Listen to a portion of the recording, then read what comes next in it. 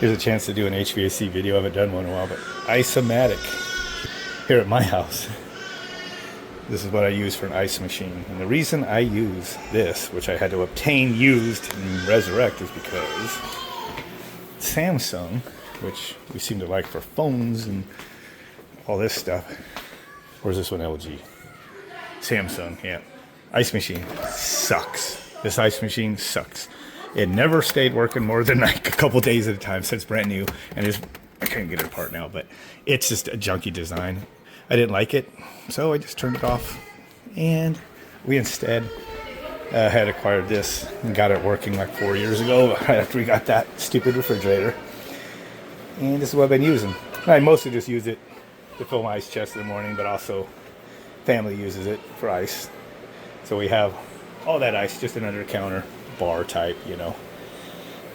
So a couple days ago, this thing found it overheated, wasn't making ice, cooled it off, and then realized after it was running that it was never, you know, making a complete batch of ice, just kept running and running.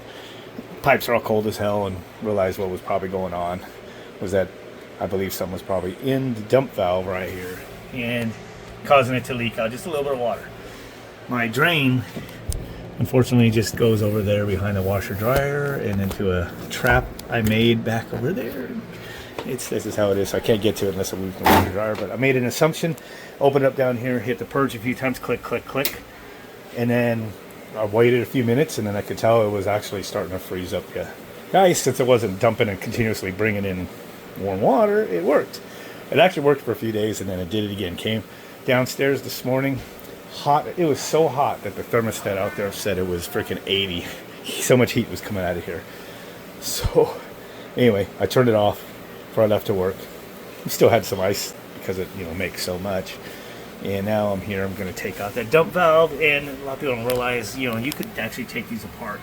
And I think I've done it once, actually, shortly after I had it. So I'm going to do that again now. See, there's one screw. Feels like it might be 5/16. Get that out. Actually, some of these,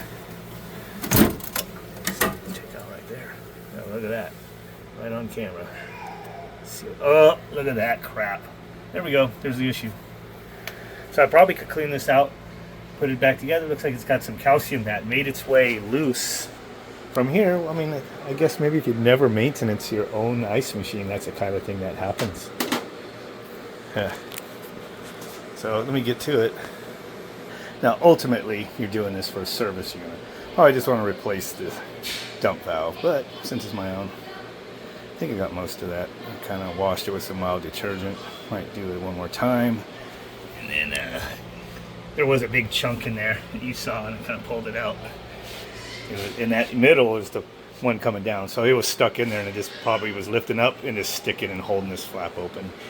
So I imagine when I put it back together, it's probably going to work fine now. Now, mind you, this thing was ridden hard and put away wet before I even got it. So it was definitely like considered thrashed.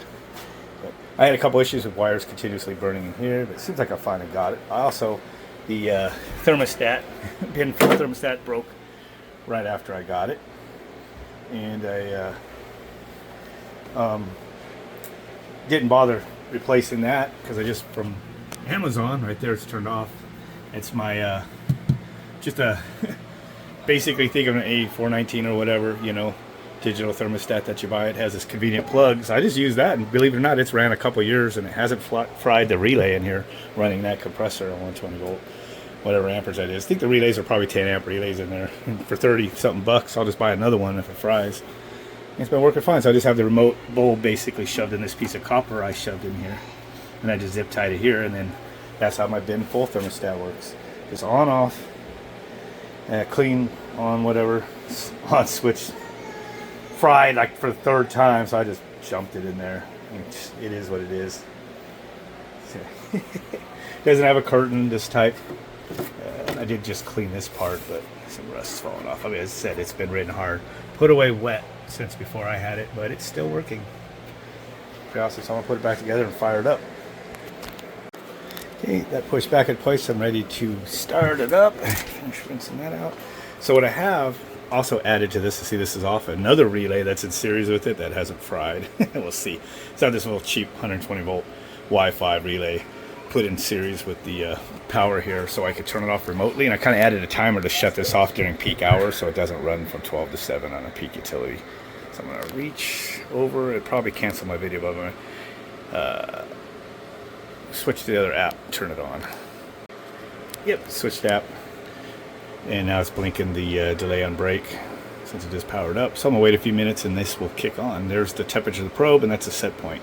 Sometimes I'll bump this up a little warmer in the summer, just a little lower in the winter, just because the room gets kind of hot. But it works. So I'm going to continue rinsing this out and wait for this to start up. Okay. Timer lapsed and the thermostat turned on. We'll let it go. I put some ice back in here that I had saved into the freezer. Kind of start getting them just all cool. I'm going to put the covers back on. I did take this out and clean it pretty good the other day. And I mean, it is what it is when this thing's probably 20 years old. Still working though. Still makes me ice. Okay, got the panels on. We will let this run. See how it goes. Got a probe shoved down in the water trough.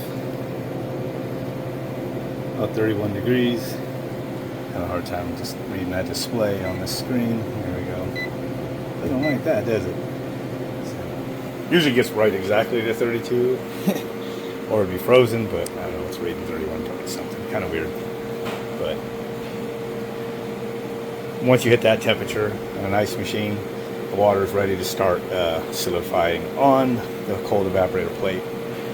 And then it will continue to make ice until basically the ice will insulate the evaporator, suction pressure will keep dropping, and the way these work is when it hits a certain point on a pressure activated switch, that switch will close, and then there's a timer that adds how many minutes selectable to adjust that on these old things, and then delay on make timer finishes, and we'll go into harvest, holds the relay shut until the little cam motor thing does its thing, pushes a rod out, and then comes back in once it successfully finishes ejecting the ice falling off, and then it basically resets the harvest relay to go back into freeze mode again. And that's real simple. There's no circuit board in these old Ice-O-Matics. It's just a pressure switch, delay and make timer, and the cam switch, what you guys want to still call those, that's mounted on the back of the evaporator, and it's knock on stainless that's still working.